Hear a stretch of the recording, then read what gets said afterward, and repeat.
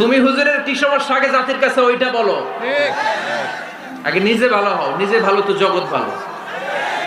যেন খবরদার অন্যের দোষ খুঁজবেন না, এটা খুব বাজে একটা স্বভাব। খালি অন্যের দোষ খোঁজে।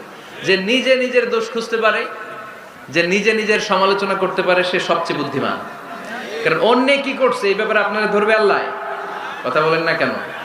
আল্লাহ আপনাকে ধরবে আপনার কি সমস্যা, আপনি কি করলেন, শুধু ওই ব্যাপারেই আপনি জিজ্ঞাসিত হবেন।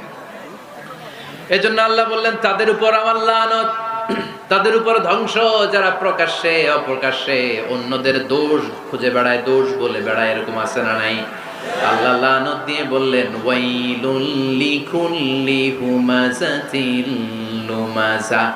গোপনেও দোষ খোঁজে, প্রকাশ্যেও দোষ বলে, তাদের উপর আল্লাহ লানাত। হুমাযাতিল লুমাযা, এই লুমাযা শব্দ থেকে আল্লাহ এনেছেন ওয়ালা তালমিযু আনফুসাকুম, একে অপরের দোষ